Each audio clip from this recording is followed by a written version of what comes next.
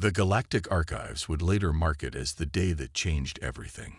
But for 10-year-old Zara Patel, it was just another Tuesday at Riverside Elementary. The late autumn sun cast long shadows across the playground as she drew the familiar patterns on the cracked asphalt with her lucky piece of blue chalk. "Come on, you're taking forever," called out Jamal Washington, bouncing on his heels with characteristic impatience. Behind him, Katie O'Brien practiced her signature move, a spinning hop that always made the other kids dizzy just watching. None of them noticed the faint shimmer beneath their feet, a technological echo sleeping under centuries of concrete and soil. 10,000 light-years away, in the central chamber of the Galactic Council, High Observer Anxiphylax's sensory tendrils suddenly bristled with alarm. The quantum monitoring arrays, dormant for millennia, had just registered an impossible signal from a backwater planet called Earth. Back on the playground, Zara finished the last spiral of her modified hopscotch board. It wasn't the traditional pattern. She'd added her own flourishes, inspired by the strange dreams she'd been having lately. Dreams of starlight and dancing numbers, of geometry that seemed to sing. "That doesn't look like regular hopscotch," Katie observed, her red curls bouncing as she tilted her head to study the pattern. "It's better," Zara replied with the absolute confidence only a 10-year-old could muster. "I call it stellar squares. You have to hop in a specific sequence, like connecting constellations." As Zara demonstrated the new pattern, hop, spin, double jump, cross step, none of them saw the ancient symbols beginning to glow beneath the asphalt. With each precisely placed step, quantum circuits that had slumbered for thousands of years stirred to life. In orbit high above Earth, the Galactic Council's cloaked observation post erupted into chaos. Junior observer Vic Stahl's crystalline exoskeleton nearly shattered from excitement as she called her superior. "First observer, the readings. They're identical to the precursor activation sequences we've been trying to decode for centuries." Her translator struggled to convert her trilling excitement into standard galactic common. "But that's impossible.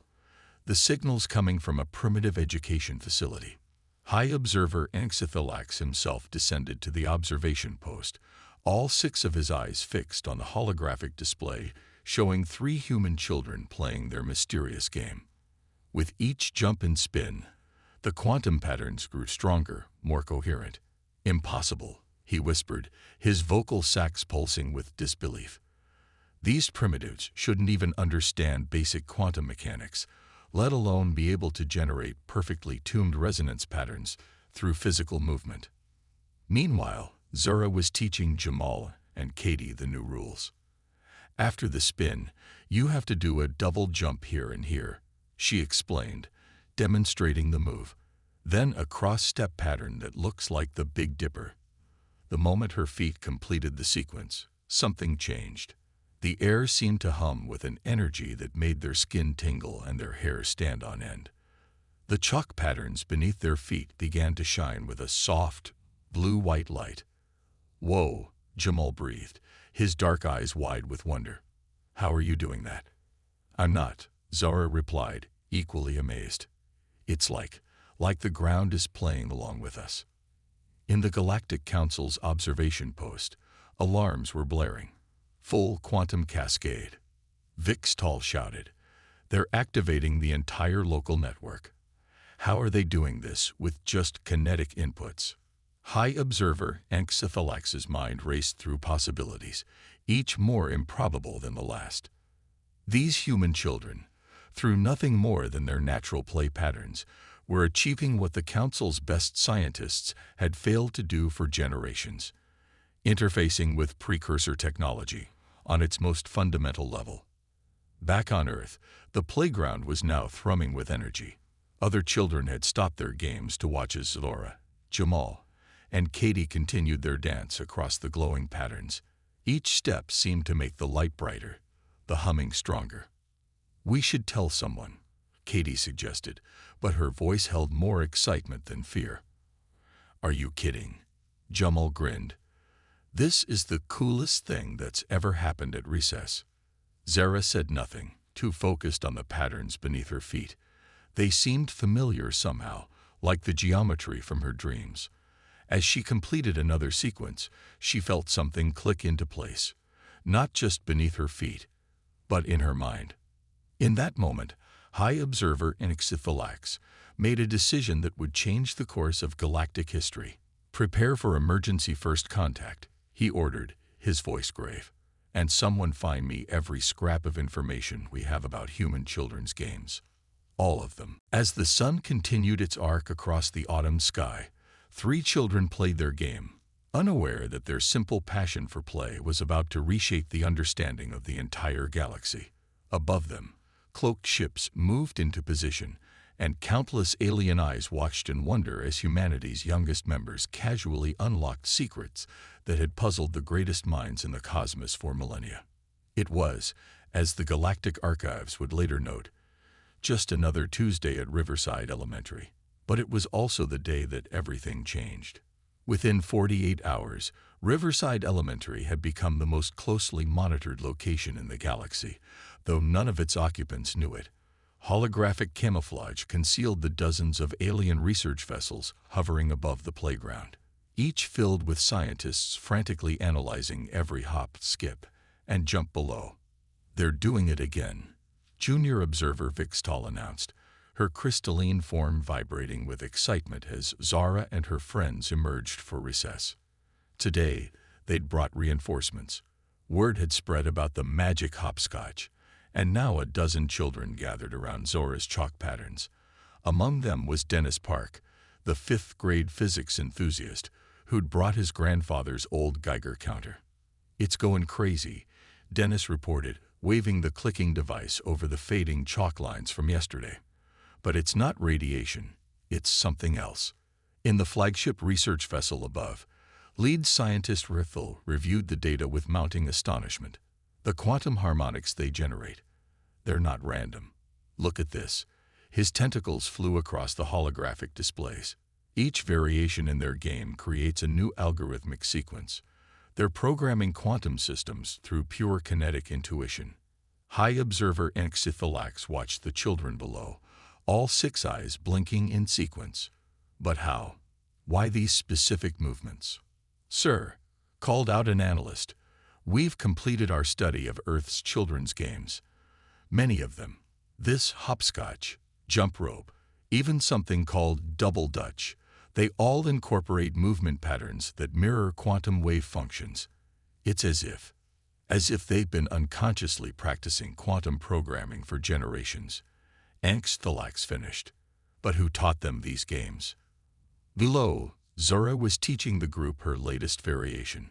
"If we all do it together," she explained, "the lights get brighter."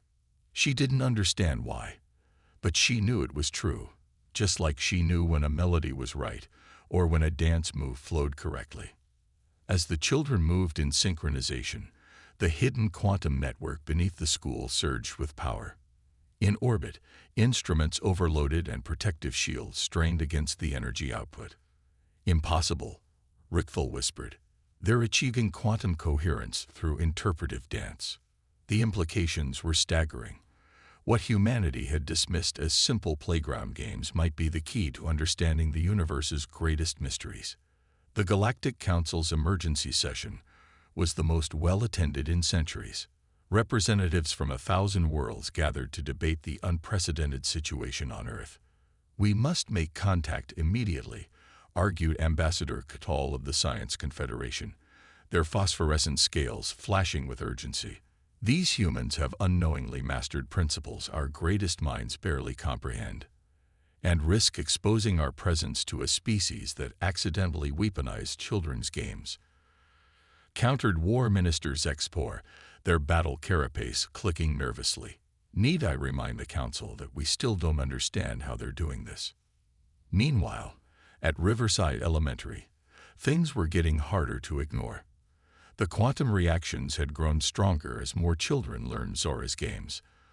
The local news had even sent a reporter to investigate stories of strange lights and humming sounds coming from the playground.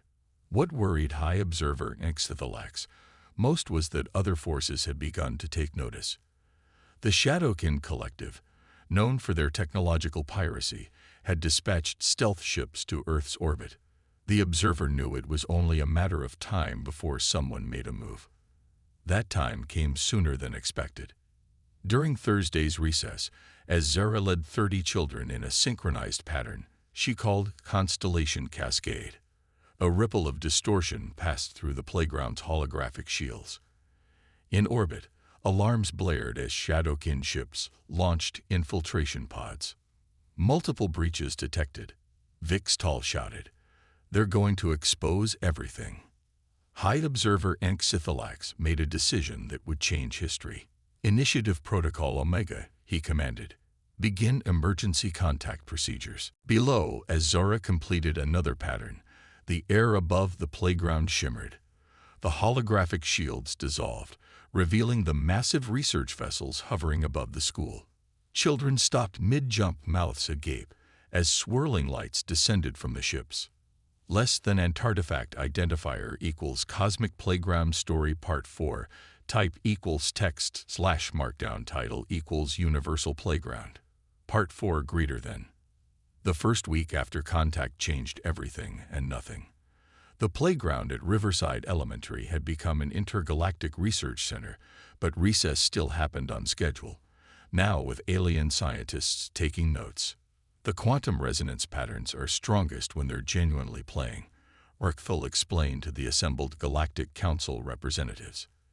"Any attempt to formalize or control the process actually diminishes the effect."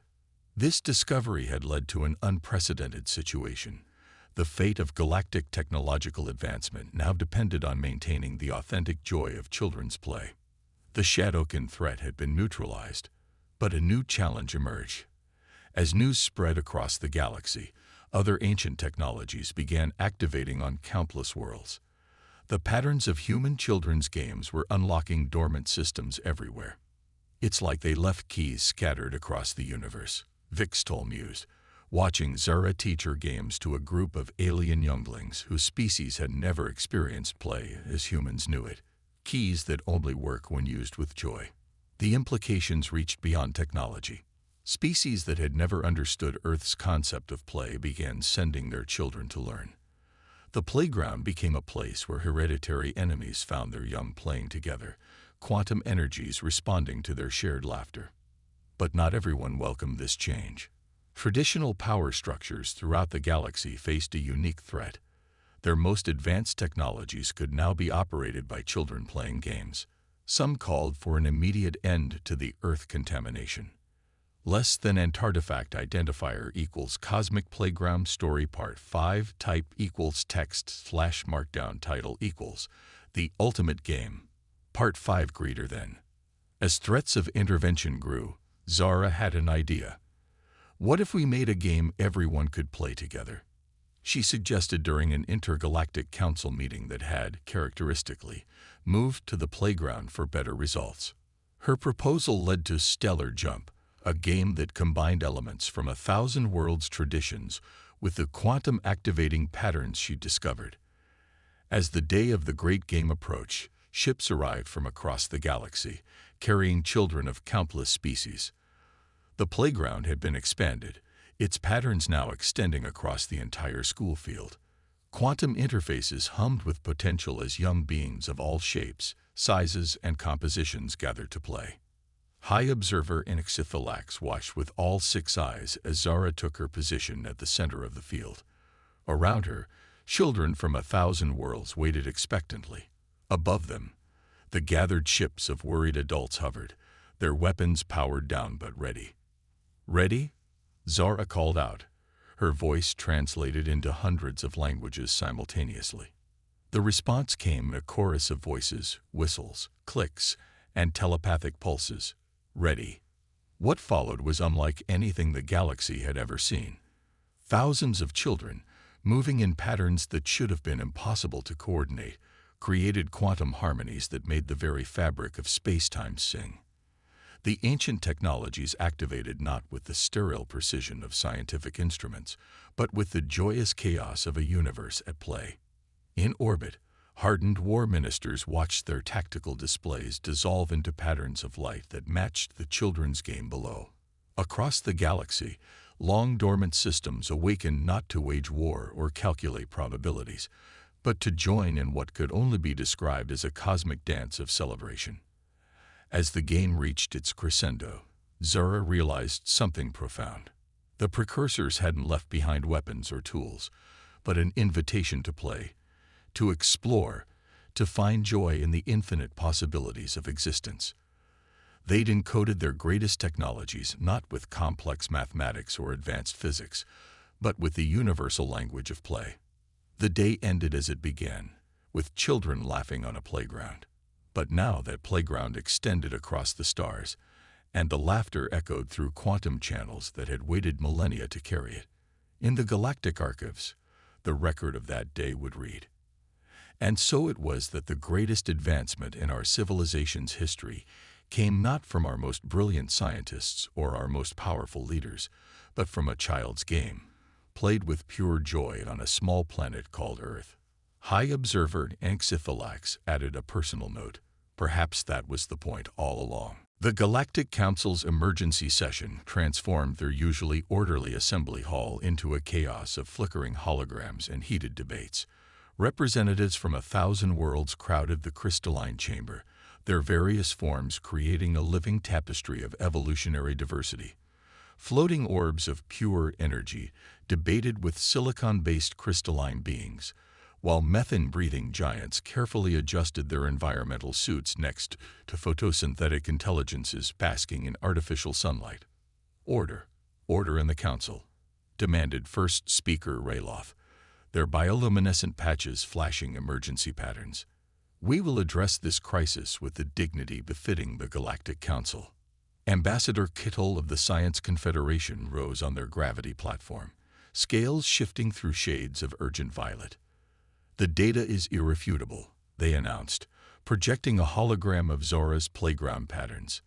These human children have unknowingly mastered quantum kinetic programming. Their simple games generate patterns our greatest minds have failed to reproduce in 10,000 years of study. The chamber erupted again as War Minister Zexpor slammed their battle-scarred carapace against the speaking podium. And that's precisely why they're dangerous. The minister's translator struggled to keep up with their agitated clicking. A species that weaponizes playground games, that turns children's entertainment into quantum technology. They're either brilliant strategists or dangerous savages, and I'm not sure which is worse. Meanwhile, on Earth, the situation at Riverside Elementary was becoming increasingly difficult to contain. During afternoon recess, Zara stood at the center of her largest pattern yet, surrounded by dozens of eager participants.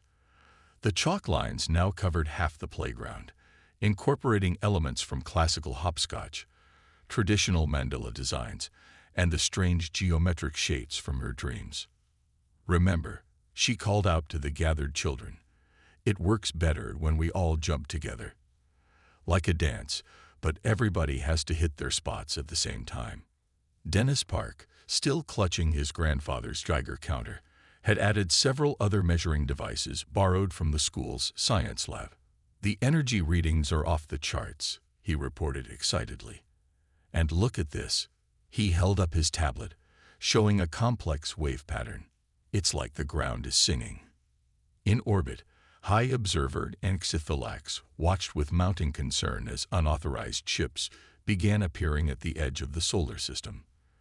The Shadowkin Collective, notorious for their technological piracy, had dispatched their most advanced stealth vessels. Their black ships, designed to absorb both light and scanning beams, moved like ink drops through space.